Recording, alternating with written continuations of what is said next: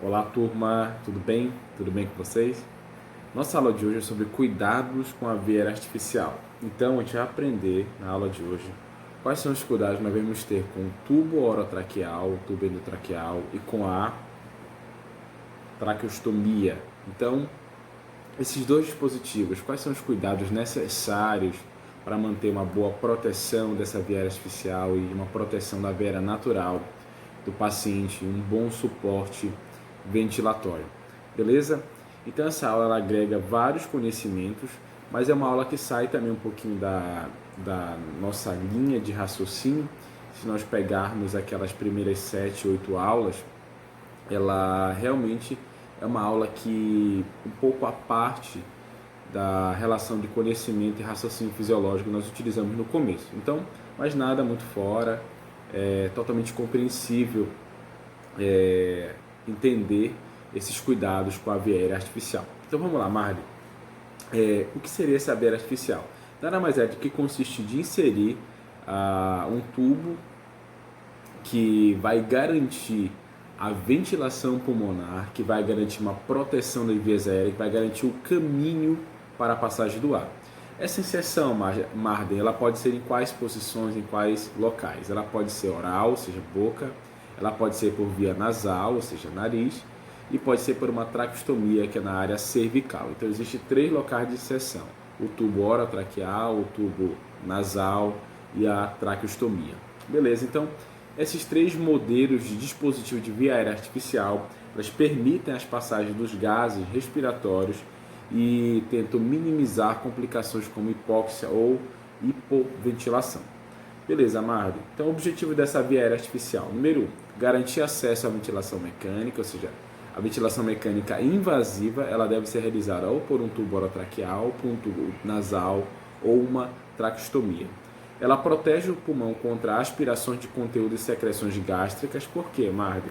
Porque esse tubo no seu final, entendeu, tem um balão chamado cuff, que quando insuflado de forma correta, ele minimiza, não impossibilita, tá, gente? Ele minimiza que conteúdos que estão na boca possam adentrar ou realmente sobrecair ou cair nos pulmões, ou seja, aspirar esse conteúdo da boca para o interior dos pulmões. Mas ela minimiza, lembrando que só o cuff não é suficiente para bloquear a passagem desse conteúdo inadequado, a famosa broncoaspiração.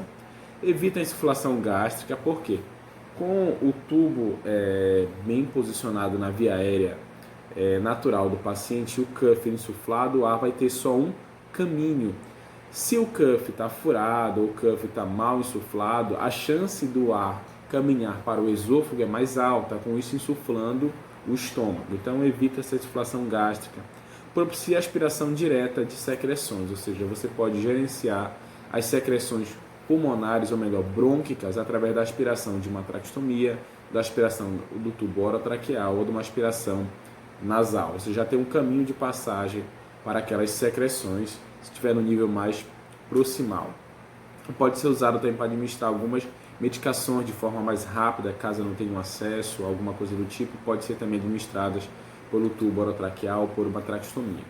Beleza, Marli, quais são as indicações então de colocar uma via artificial no meu paciente? Gente, basicamente ela segue algumas condições, mas necessidade de ventilação mecânica invasiva, ou seja, eu preciso colocar ventilação mecânica invasiva no paciente, eu preciso de um tubo orotraqueal, de uma traqueostomia ou de um tubo nasal. Meu paciente não consegue manter um bom nível de consciência, sempre ele está muito rebaixado, ele está muito sonolento, ele não consegue proteger as vias aéreas, ele não tem uma boa tosse, toda hora ele está aspirando o conteúdo da boca para a via aérea inferior. Então, essas condições são as principais de utilização da via aérea artificial. Vou colocar aqui alguns itens para você não esquecer.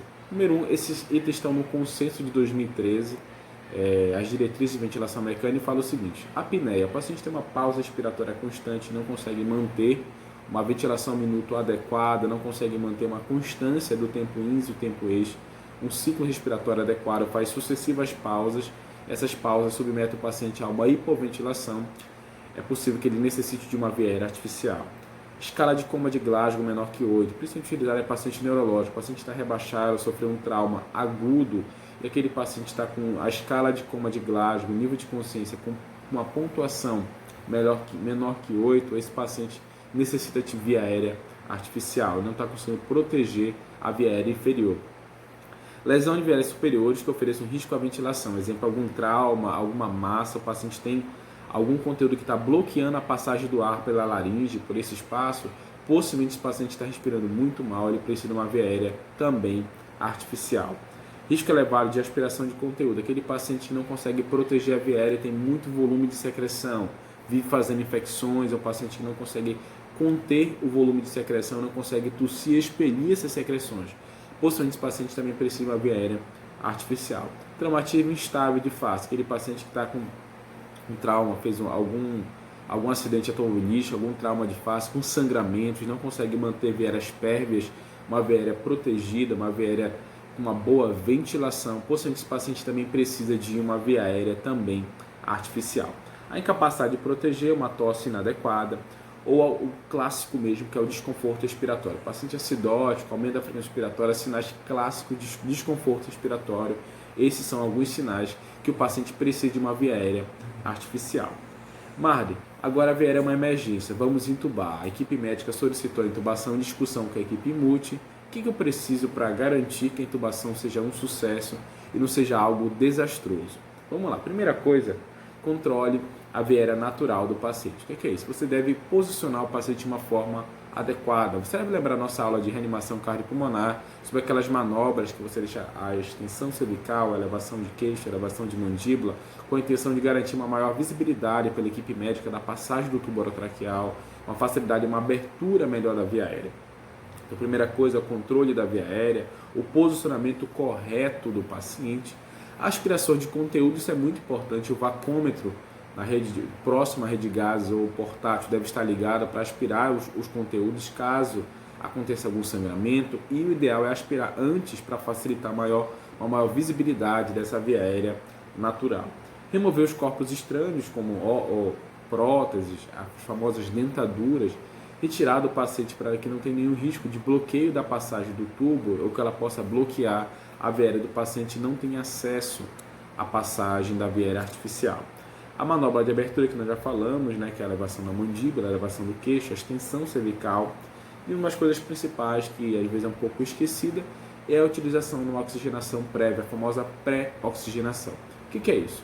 É manter o paciente numa boa saturação antes da intubação, ou seja, você manter o paciente bem pré-oxigenado, porque no momento da sequência rápida de intubação, que é a sequência mais utilizada em unidade de internação, unidade de emergência, quando ele finaliza com o bloqueio neuromuscular, finaliza anteriormente com a sedação e o paciente perde o drive respiratório, ele pode sofrer uma hipóxia, ou seja, pode ter uma queda rápida de saturação. Se ele não tiver uma saturação alta, uma saturação basal adequada, estiver bem pré-oxigenado, esse paciente pode ter uma PCR, uma parada cardiorrespiratória, por essa queda abrupta de oxigenação. Aqui no próximo slide tem uma demonstração só para você servir de lembrança daquelas manobras que nós já utilizamos na aula de reanimação cardiopulmonar sobre elevação de queixo, elevação de mandíbula, extensão de cervical. Marli, esse tubo endotraqueal ou orotraqueal, utilizado na sala de emergência, a primeira tentativa, tá, gente? A primeira tentativa de colocação é o tubo orotraqueal, ou seja, o paciente chegou em franco desconforto respiratório, tem sinais de indicação de colocação da via artificial. O primeiro que tem que ser pensado é o tubo orotraqueal.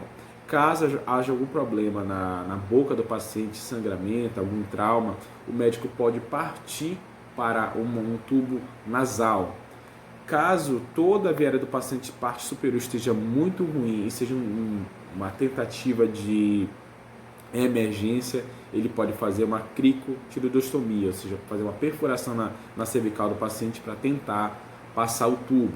E no futuro, bem próximo, logo, fazer a traqueostomia. Então, qual é a primeira via aérea de tentativa ou de urgência e emergência? Sempre o tubo orotraqueal, o tubo endotraqueal. Ele é um material que tem vários materiais sendo vendidos. Eles têm o polivinil, tem o nylon, também tem o silicone. Ele tem algumas características que nós vamos falar na sequência. Marli, tamanho desse tubo. Qual é o tamanho adequado do tubo de acordo com a faixa etária do meu paciente. O ideal, gente, do tubo é que o tubo ele comporte basicamente quase, sei lá, 80, 90% da via aérea do paciente. Para quê? Para não precisar de uma insuflação absurda do cuff, como está aqui nessa pequena traqueostomia. O cuff está bem insuflado. Pô, imagina que o paciente tem uma via aérea muito grande, natural, e eu passo uma via aérea artificial muito pequena. Para que não haja vazamento na ventilação mecânica e não fique aspirando o conteúdo da boca, eu tenho que insuflar mais o balonete, o cuff. Com isso, esse paciente pode estar machucando a sua via aérea natural pelo excesso de pressão desse cuff. Então, existe um tamanho correto? O tamanho correto, gente, ele é baseado na estatura, no tamanho da via aérea natural do paciente. Tem algumas classificações que servem como direcionamento. Quais são elas? Geralmente, homens adultos, eles colocam o tubo de 8 até 9,5. Mulheres de 7 a 8 até 8,5. Crianças de 4,5 a 7, crianças maiores, tá? Acima de 5 anos. E bebês são tubos ainda menores. Beleza, Marga? O que seria esse cuff? Eu estou aqui com a traqueostomia, tem um balão externo e tem o final aqui que seria o cuff. O que seria esse cuff? O cuff nada mais era que na porção de estar dos tubos orotraqueais, tubos nasais e da traqueostomia, ele é uma bolsa, um balão inflável que ele permite que a ventilação mecânica passe possivelmente apenas a ins e a ex por dentro desse tubo, ou seja, tanto a inspiração como a expiração retornam por esse tubo, não tem passagem lateral, ou seja, o cuff ele insufla, ele compreende, ele preenche todo esse espaço da via aérea natural do paciente, fazendo com que o tubo fique bem locado e que não tenha vazamento ao redor da via aérea do paciente. Lembrando o seguinte, tem a via aérea do paciente e tem um tubo. Então, o cuff ele permite então que haja esse selar da via aérea natural do paciente. Só isso, Marley? Também não.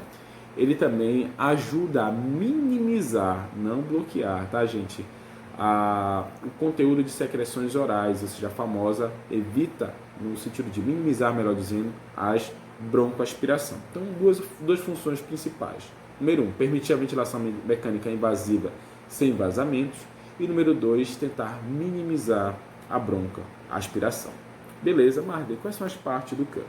Lembrando aqui, as partes do cuff geralmente ele tem um balonete piloto, ele tem uma linha de insuflação ou tubo de insuflação e tem o próprio balão que fica dentro do tubo.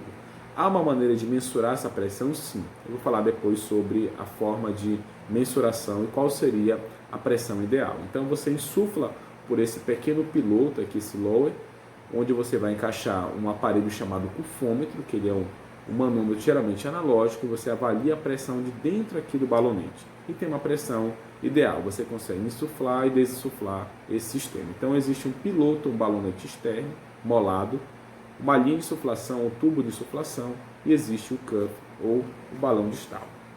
Marley, vamos lá.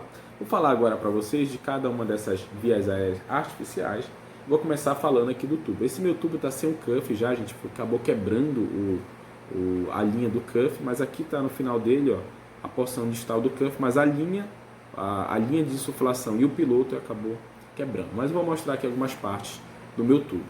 Então, esse tubo, primeiramente, ele tem um adaptador de 15 milímetros. Que adaptador é esse? Ele serve para conectar tanto no ventilador, no recistador manual, que é o famoso AMBU, e também a forma de conexão também no ventilador mecânico, e também a forma de conexão no filtro trocador de calor. O filtro trocador de calor é uma peça também universal que encaixa nesse adaptador. O ventilador mecânico Y encaixa também aqui. O recistador manual também encaixa nesse adaptador. Então, 3 partes ou 3 peças de acoplação. Beleza? A primeira parte. A segunda é o corpo, tá, do tubo.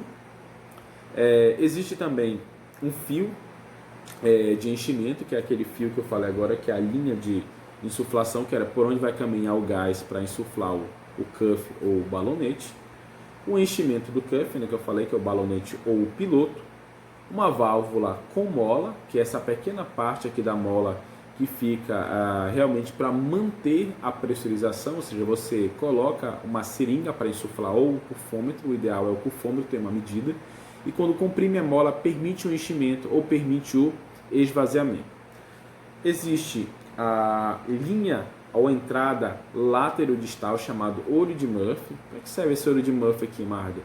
É o seguinte, o tubo ele tem uma porção distal, ou seja, a passagem de secreções do ar inspirado e expirado é por essa passagem distal. Mas se alguma coisa bloquear essa passagem, para que não fique sem nenhuma entrada e saída de ar, o olho de Murphy pode ficar aberto, permitindo uma passagem temporária de gás. Beleza? O ângulo também aqui, ó, esse ângulo de entrada, o ângulo de saída aqui, que facilita a colocação da via aérea sem machucar o paciente, chamado soft tip. Esse formato diferenciado aqui da via aérea, que ela não é totalmente arredondada, é um formato em corte em angular. Beleza, Marta, olho de Murphy, o soft tip, o tubo de insuflação, o balonete, o cuff, o adaptador de 15 e também, para não esquecer, ela tem uma linha radiopaca em todo o tubo. Para que serve essa linha radiopaca? Para facilitar a visualização na hora do raio-x, do posicionamento. Ele também tem um diâmetro demarcado na sua lateral e tem uma marcação em centímetro, você saber a numeração, o local correto que você fixou aquele tubo. O local de fixação é de 3 a 4 centímetros acima da carina. Lembra da carina? A bifurcação dos dois brônquios, então o tubo tem que estar acima 3 a 4 centímetros. Aí você observa que número está aparecendo para você e você faz a marcação e a fixação do tubo. Beleza? Então ele tem várias partes, todas as partes dele são importantes. Tanto a linha radiopaca para facilitar a visualização, as partes do cuff, que eu já falei anteriormente, o adaptador para encaixar seja no filtro trocador de calor, seja no Y do ventilador ou no resistador manual. Tem as linhas laterais, onde está a numeração do tubo e a sua marcação em centímetros. E na sua porção final nós temos o próprio cuff, o olho de Murphy e esse soft tip, que é o corte da porção distal do tubo. Beleza? Marden, microaspiração. O tubo ele é totalmente com uma traqueostomia aqui. O cuff insuflado ele permite totalmente que não aconteça microaspirações? Não. O que acontece? Ele tenta minimizar. Pense comigo rapidinho aqui. Olha o que acontece. Se esse paciente está aqui com a veia natural fechada, com o cuff aqui selado, se acontece alguma mudança na veia aérea, alguém rebate no circuito, a veia vai mudando de posição. E não garante, perceba que ele não é totalmente circular, ele não preenche todo o espaço da veia aérea. Então, nesse momento, pode ser que aconteça tanto o esvaziamento do cuff, como o deslocar desse balão, permitindo a aspiração de conteúdo.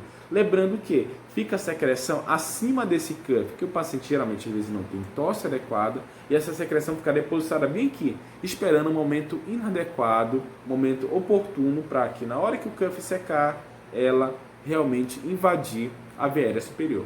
O nome disso é microaspirações. Acontece nas mudanças de decúbito, acontece no momento que o cuff está mal insuflado, acontece no posicionamento inadequado da veia aérea, onde a veia aérea fica torta, repuxada, mal posicionada, mal centralizada, principalmente naqueles pacientes agitados também fazendo muito esforço. Às vezes a pressão negativa é gerada pelo esforço, mais a pressão positiva gera um empurrar de gás muito alto aqui nessa parte do cuff, permitindo vazamento e microaspirações. Na sua imagem tem um tubo com dois pilotos ou tubo de insuflação. Quais seriam eles? O número 1 é o tubo do cuff, ou seja, esse tubo aqui com a linha de insuflação, com o piloto e o enchimento. E a linha 2 está mostrando aqui é uma cânula ou um catéter de aspiração subglótica. Para que serve esse catéter? Para que essa secreção que fica aqui acima do cuff fique continuamente sendo aspirada. O que é isso? Essa secreção que fica continuamente sendo aspirada, ela facilita para que não aconteça essa famosa microaspiração, ou seja, o conteúdo que está aqui fica sendo aspirado continuamente por um catéter, para que o volume de secreção não adentre, não invada a via aérea inferior. Tem vários estudos prós e contras mostrando o que realmente melhora, o que não realmente melhora.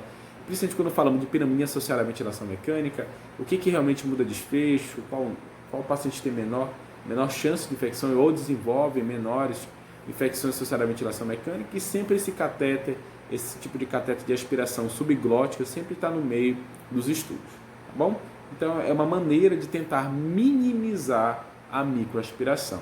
É comum nas unidades? Não, não é muito comum a utilização do tubo de aspiração subglótica. Marden, biofilme. Essa parte é muito interessante, gente. É uma coisa que o fisioterapeuta geralmente não leva em consideração, ele acaba esquecendo.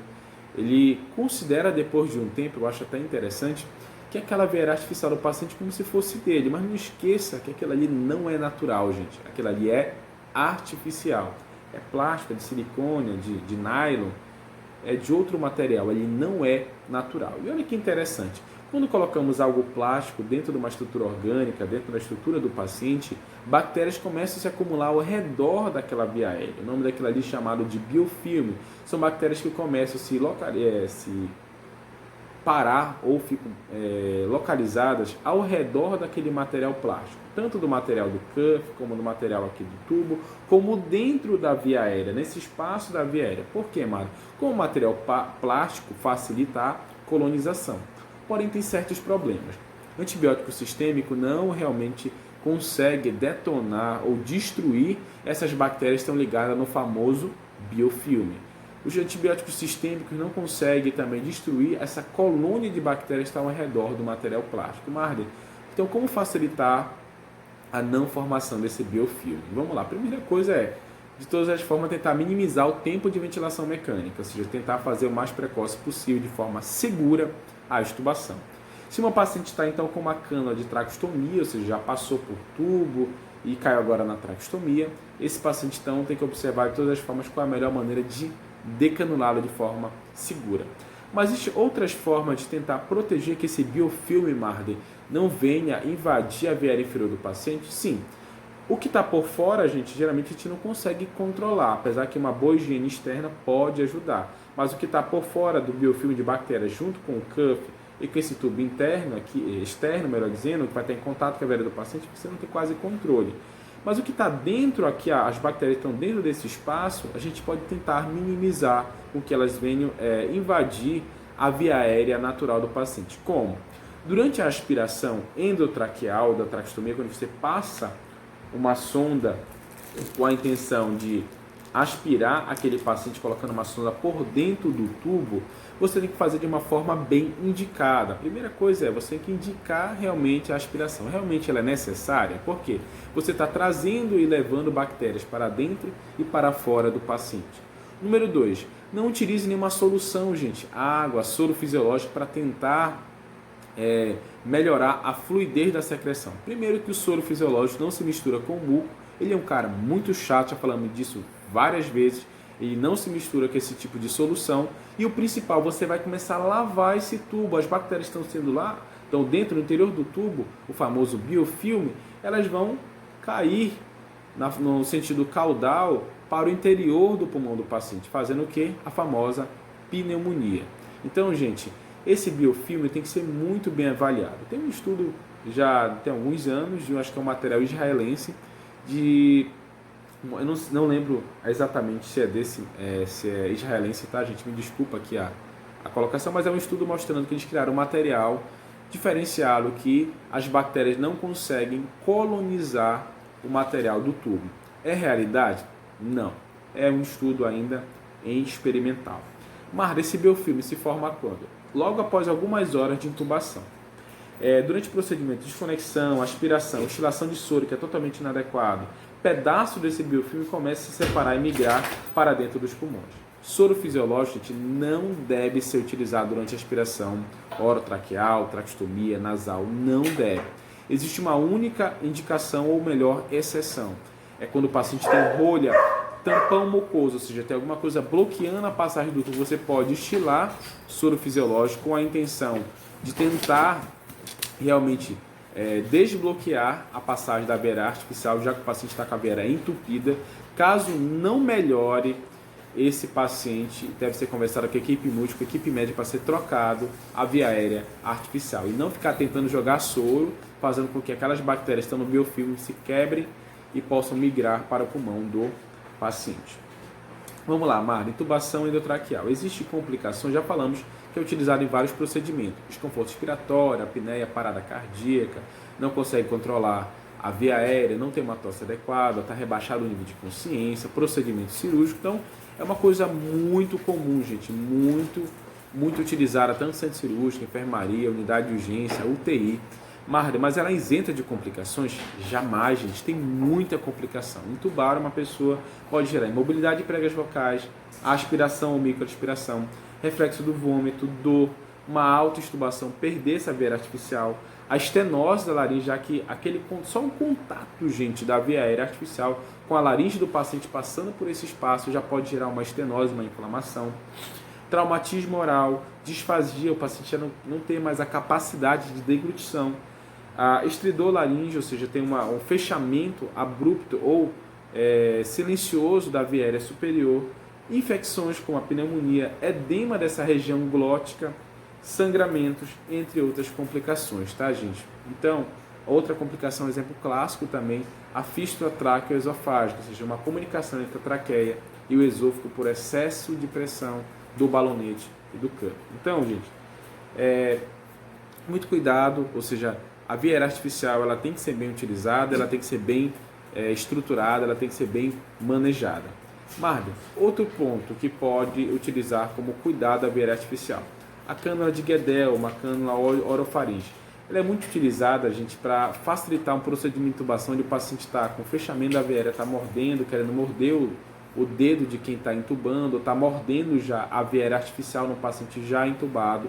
A cânula de Guedel pode ser utilizada para facilitar a visibilidade da via aérea, facilitar a limpeza e higiene da via oral.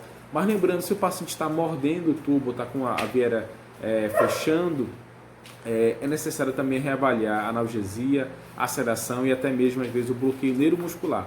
Que colocar uma cânula de Guedel, que é uma cânula plástica na veia do paciente, pode atrapalhar, gente, ele, principalmente na articulação temporomandibular. Mas ela é utilizada em situações de urgência e emergência com a intenção de manter a veia do paciente aberta para ter acesso, seja por uma intubação, seja para fazer a limpeza ou a higiene oral do paciente.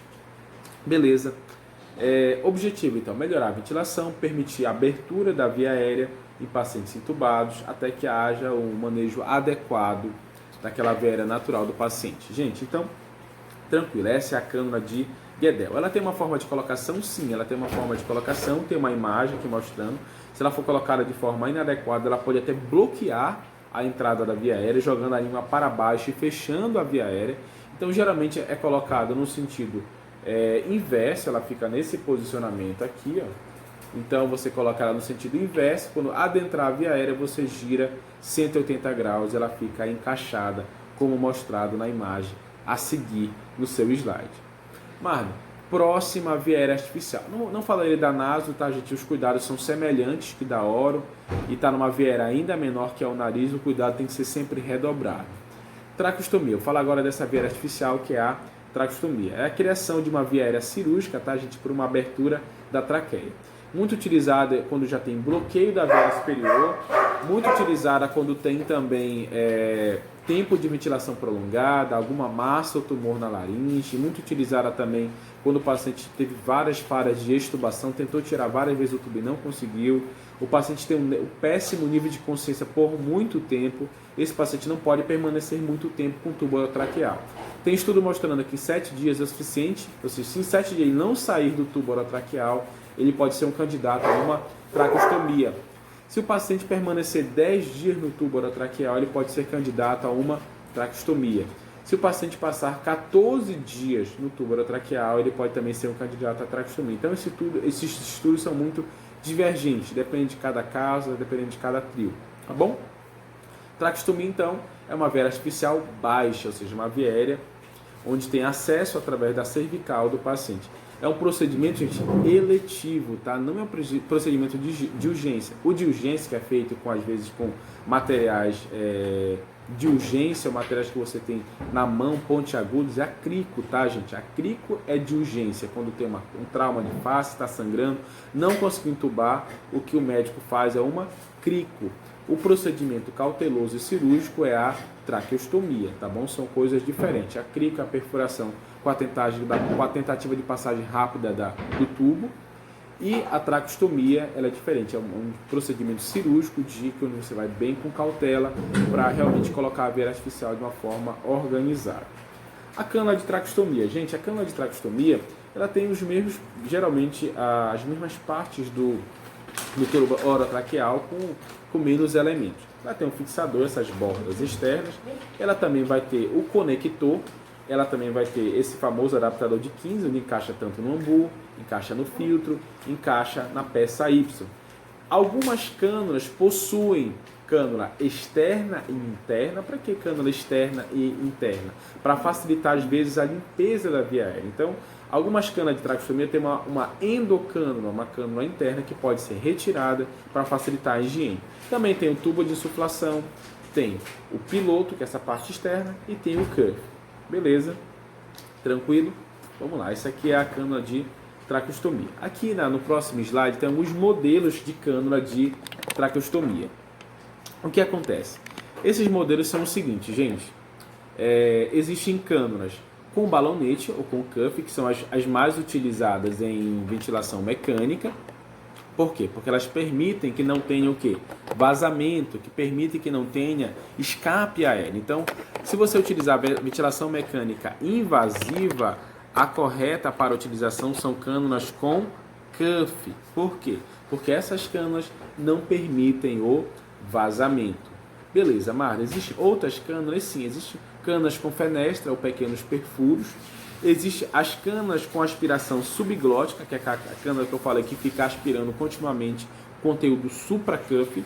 Existem cânulas com endocânula, ou seja, que você consegue retirar a parte interna para fazer a limpeza. Geralmente, essas cânulas com endocânulas não tem cuff. Marta, qual é o objetivo de uma cânula de traqueostomia sem cuff? Aquele paciente já tem uma boa tosse, já consegue gerenciar bem as secreções, ele só quer o pertuito, o caminho da via aérea. Muito comum em massas, né, gente? O paciente com uma massa realmente de laringe, algum tumor que está em tratamento, ele tem uma traqueostomia, mas muitas vezes ele não tem o cuff. Por quê? Porque ele tem uma boa tosse, é o cara que está caminhando, mas ele não consegue respirar pela parte de cima, pelo bloqueio da massa, mas ele tem uma traqueostomia para facilitar a passagem do ar. Mas não precisa daquele cuff para ficar toda hora como? Insuflado, comprimindo a sua traqueia. Tranquilo? Esses são os modelos de traqueostomia. Indicações, Margo. As indicações de uma traqueostomia, geralmente, obstrução de via aérea superior, um tempo já muito distante já de intubação, 7, 10, 14 dias, já está muito tempo no tubo, tem que ser trocado por uma traqueostomia. Por quê, Margo? O tubo na parte de cima gera várias lesões, edema de glote, o edema laríngeo, a estenose, então disfagia, mais sedação, mais agitação, é mais desconfortável. Então esse tubo orotraqueal, ele passou de 14 dias, geralmente ele precisa ser trocado por uma traqueostomia. Beleza? Então vamos lá, Marli. Número 1, indicação, obstrução de vias aéreas superiores. Número 2, paciente com uma péssima tosse, uma tosse que não melhora, o paciente já está entubado, já tem muitos dias de intubação e a tosse não melhora. Possivelmente esse paciente não vai conseguir proteger as vias aéreas, o melhor é garantir uma traqueostomia. Paciente com rebaixado nível de consciência, aquele paciente que não acorda por mais de 14 dias, não pode ficar entubado eternamente, né, gente? Então, possivelmente confeccionar uma traqueostomia. O próximo ponto, suporte ventilatório já por muito tempo, acabei de falar. Eliminação do espaço morto, isso é muito controverso, espaço morto anatômico, espaço morto artificial, mas pode ser que diminua um pouco a resistência de vias aéreas comparado o tubo com a traqueostomia, tá, gente? Porque comparando resistência via aérea natural com artificial, às vezes a artificial tem menor resistência do que a natural, porque está facilitando às vezes a passagem do ar. Mas a resistência de vias aéreas pode ser menor na traqueostomia que no tubo, pelo tamanho da traqueostomia em relação ao tubo. E também facilita, tá, gente, a traqueostomia de desmame da ventilação. Por quê? Se você retira o tubo orotraqueal do paciente, para recolocá-lo tem que sedar, tem que analgesiar, tem às vezes que bloquear para passar o tubo. Isso gera uma estabilidade hemodinâmica, né? Requer uma passagem bem maior da equipe multi para gerenciar uma nova intubação, chamada falha de intubação. Quando o paciente tem uma traqueostomia, você pode desconectar o ventilador mecânico apenas desligando o ventilador e desconectando. Ele fica respirando pela traqueostomia. Ele não conseguiu ventilar fora do ventilador mecânico, basta reconectar. Não precisa, às vezes, muitas vezes sedá-lo, não precisa, às vezes, otimizar, muitas vezes, outras drogas para esse paciente. Basta, às vezes, reconectar e ajeitar de forma fina o ventilador mecânico. Então, realmente facilita o desmame, facilita muita coisa. Então, as vantagens da intubação e da traqueostomia basicamente são essas, tá, gente? O tubo, geralmente, quando tem uma falha de intubação, tem uma dificuldade maior para a reinserção. e utilização de drogas para reinserir o tubo. E a traqueostomia não, ela facilita porque dá para usar menos sedação, menos analgesia, dá mais conforto para o paciente, ele pode ficar acordado já com essa traqueostomia, ele vai facilitar o desmame e a desconexão da ventilação mecânica. Beleza?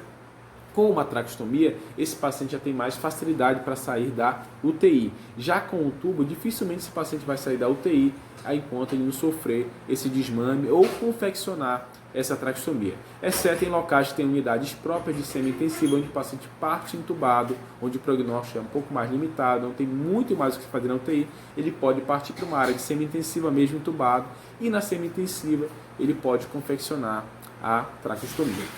Beleza? As complicações são as mesmas, tá, gente, da traqueostomia em relação à intubação. Com exceção, claro, que vai eliminar a veia superior, então glote, laringe, obstrução da parte superior, essa parte não vai ter, porque a veia começa a entrar a partir de baixo. Mas ela pode ter na confecção intraoperatória hemorragia, sangramento, um broncoespasmo, pneumotória, se você passar por um local errado e pinçar a pleura, tá, gente? Confeccionar uma traqueostomia sim é um risco. No pós-operatório, o paciente chegou na UTI com uma traqueostomia, pode ter sangramento, pode ter infecção, pode ter volume acentuado de secreção, pode tamponar a traqueostomia, ela pode ter migrado para um outro pertuito e começar a entrar no subcutâneo.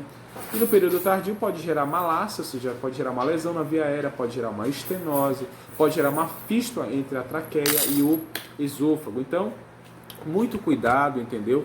Com esse tipo de complicações na traqueostomia, tá? Os cuidados com as traqueostomias devem ser acentuados, tá bom?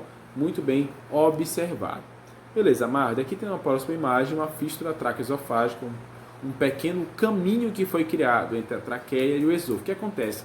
A comida que o paciente vai se alimentar vai começar a cair para onde? Para os pulmões. Por quê? Porque não vai descer apenas para o esôfago, descer para o estômago. Vai começar a caminhar para a traqueia, começando a fazer broncoaspiração nesse paciente. Isso foi criado por quê, Marla?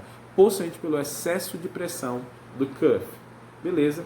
Marla, agora os cuidados especiais com a veia artificial. Então, já que é o tema da aula, o que eu devo fazer? Já falei várias coisas que nós devemos fazer nos cuidados com a veia artificial e vou relembrar alguns deles. Primeira coisa, fixação, tá, gente?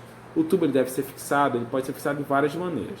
Alguns locais fixam com um esparadrapo, quando você precisa de uma cirurgia que ela é curta, o paciente não precisa ser fixado por um cadastro, o paciente está bem sedado e bloqueado, toda a condução é feita pelo médico anestesista, ele às vezes fixa a veia apenas com esparadrapo, o paciente acordou, ele já está ali na beira do leito, próprio para tirar a veia artificial do paciente, e ele só apenas retira o esparadrapo para não machucar a face do paciente nem as orelhas do paciente.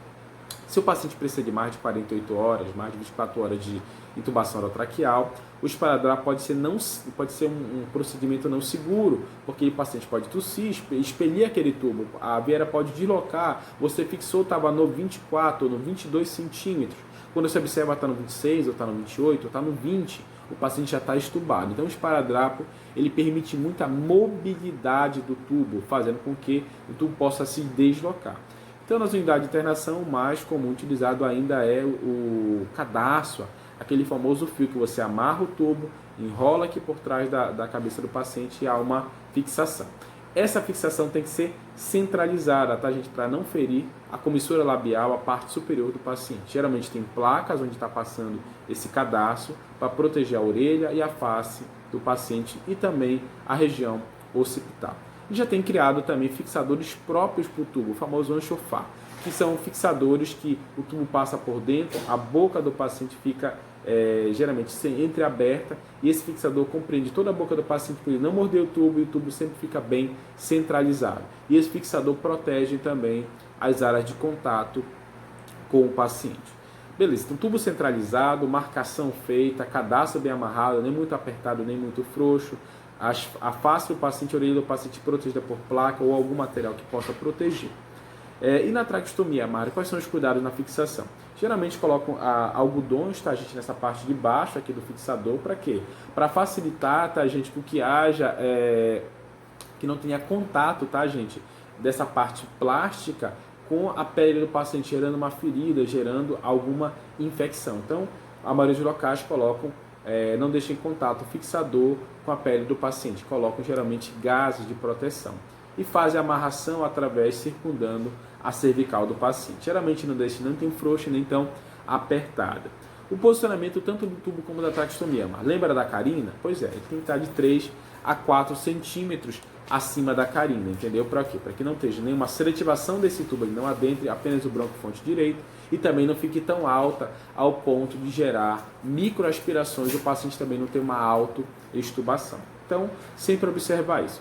E uma coisa que é muito, mas muito esquecida, gente, é o posicionamento da traqueostomia com o ventilador mecânico. Sempre centralizada, com filtro verticalizado, entendeu? Por quê?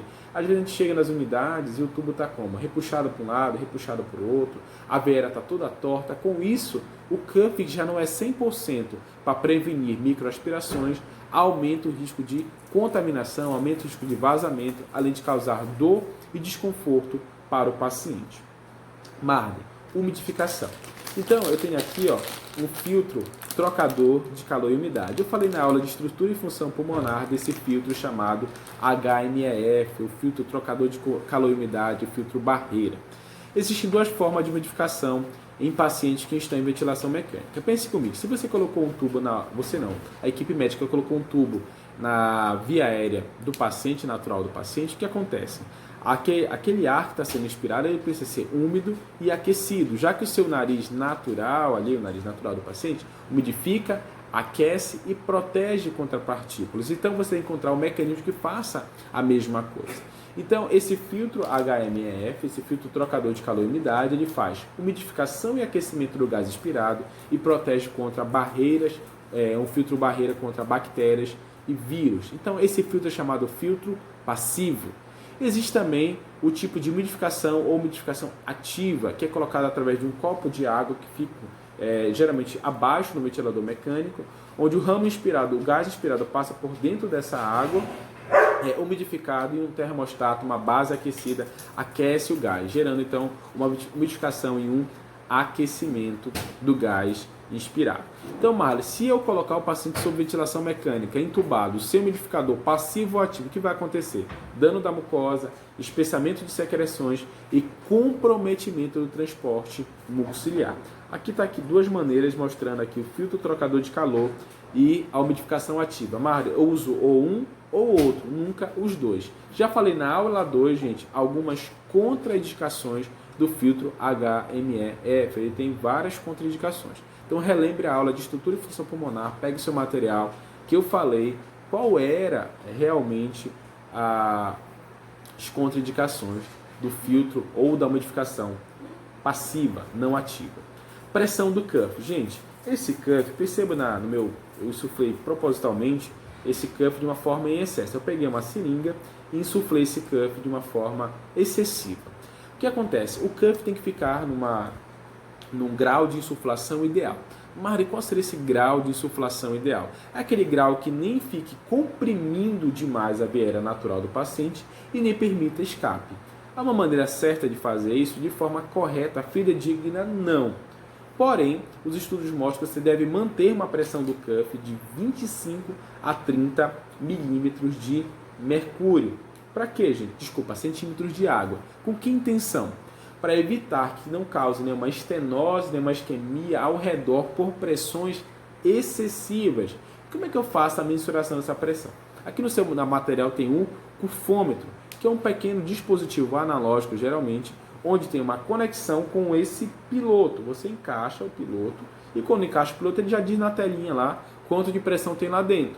Aí você deve insuflar se estiver abaixo de 25 ou desinsuflar se estiver acima de 30. Como é que você insufla? Tem uma pera que você aperta para insuflar e tem um botão lateral que você aperta para liberar e desinsuflar. Muito simples. Encaixa, mensura, coloca mais ar ou retira mais ar. Então o cuff deve ser realmente observado de uma forma adequada.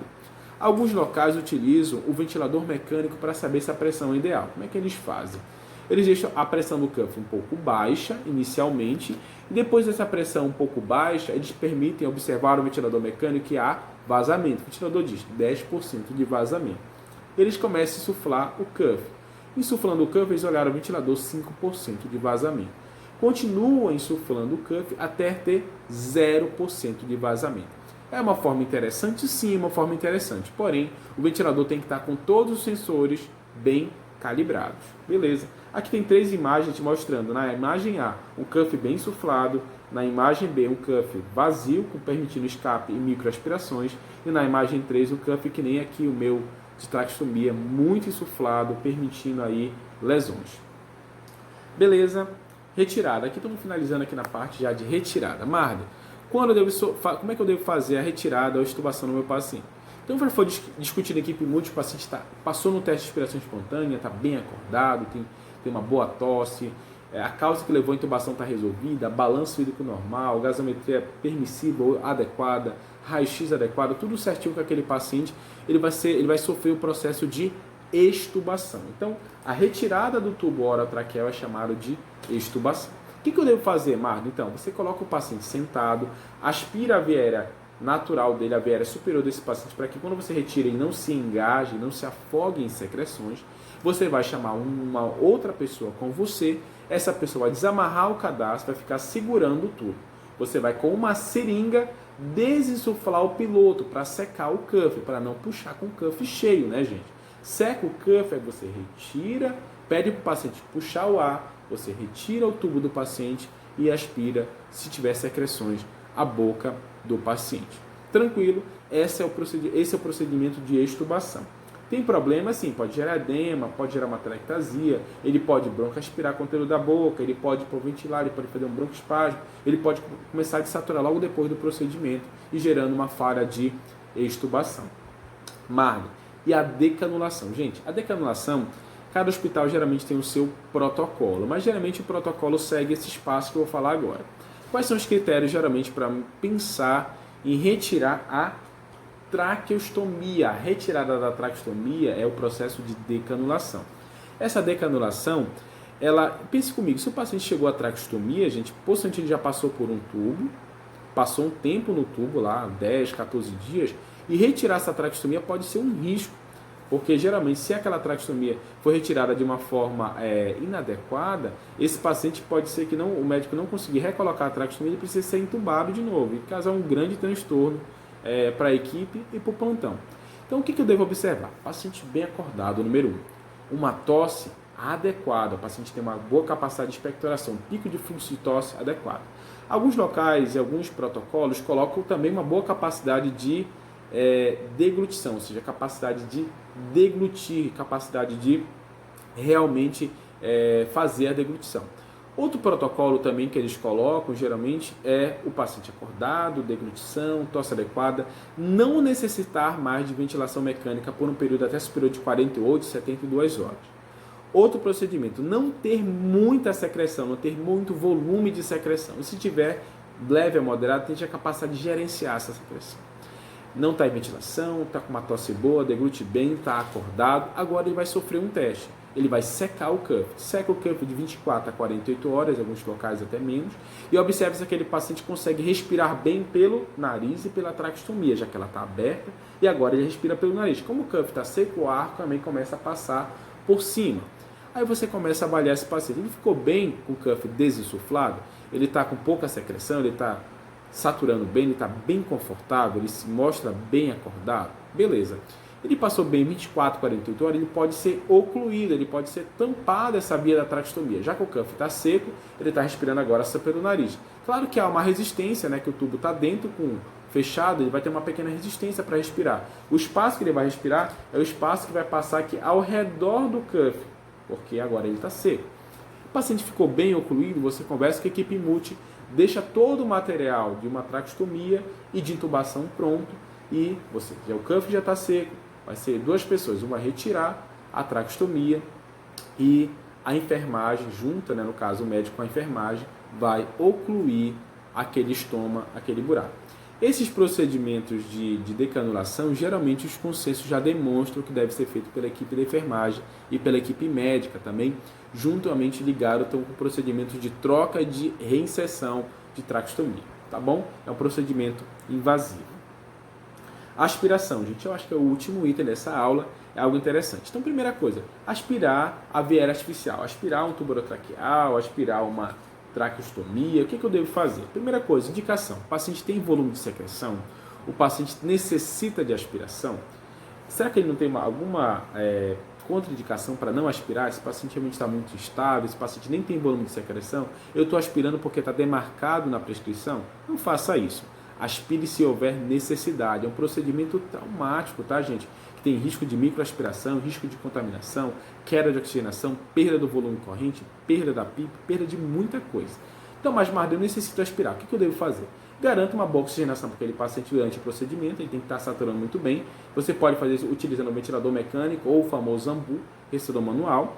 Assegure a PIP em pacientes que têm uma PIP muito alta, geralmente utilize sistema de aspiração fechado, em pacientes que têm PIP acima de 10 cm por diário. Monitorize a saturação, o padrão respiratório do paciente. Você pode cobrir as feridas para ele não tossir, espelhar aquela secreção nas feridas e fazer uma contaminação cruzada. Utilize uma técnica estéreo. Não permaneça com o tubo dentro a sonda dentro do tubo da traqueostomia por mais de 15 segundos. Utilize uma pressão no vácuo de arrasto, de aspiração. Evite uma pressão acima de 100 milímetros de mercúrio. Interrompa quando você percebeu que já melhorou. Observe os parâmetros ventilatórios e fique avaliando o paciente depois do procedimento. Tá bom? Essa foi a aula de hoje sobre cuidados com a barreira artificial. E me deixa aqui aberto, tá, gente, para perguntas, seja no WhatsApp ou no Google Class, tá bom? Até a próxima aula aí. Valeu. Tchau, tchau.